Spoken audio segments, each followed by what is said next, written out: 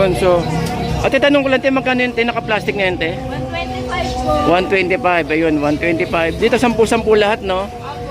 O yan, o, 10-10 guys. So, sa mga nagpaplanong pangwala pa kayong panghanda sa Pasko, nako, dito na kayo pumunta sa may Blooming Treat. Sa may Felix Huertas, te, no? Ano pangalan tindahan nyo, te? Ano pangalan? Maribel po.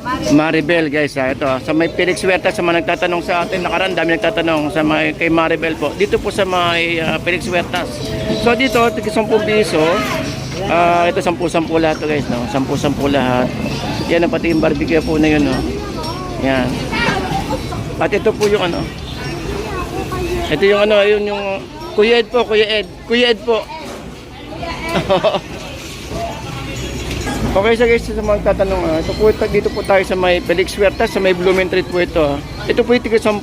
Yan, no, tiga-10 po lahat po, guys. Then naiba lang po yung ano, yung pong barbecue po na yun, 125. 10 piraso na po siya. Bali papalo po yun ng 12 pesos. So sa may mga gusto magnegosyo po dyan, naku, talaga ng mga patok na patok to, no, dahil napakamura po nito para sa inyo. So tsaka po sa mga pang handa nyo sa Pasko, dahil talaga ng mga murang-mura tong ating barbecue. Ito, may lapin na natin, oh. Sa barbecue ganyan tayo magkano tayo? Alin po? Yung hawak nyo.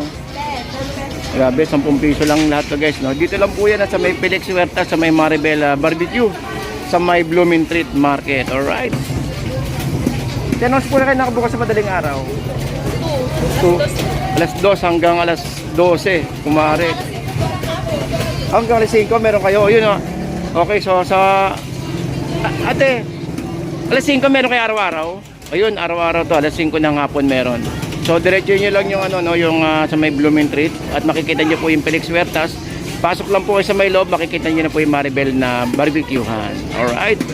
Okay, so thank you guys, at Merry Christmas po sa inyo lahat. Salamat po, at saka po salamat po sa may Maribel barbecuehan. Dito po sa may Blooming Treat.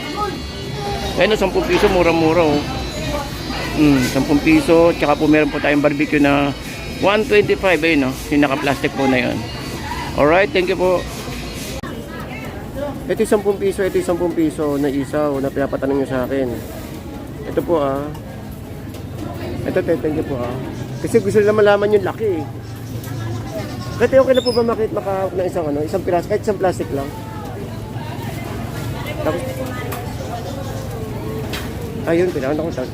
Ito po yung kung gaano kalaki po yung yung sa 12 pesos naman po, no? 12.50, ayan. So 125 pesos ang isang plastic. O ayan, no?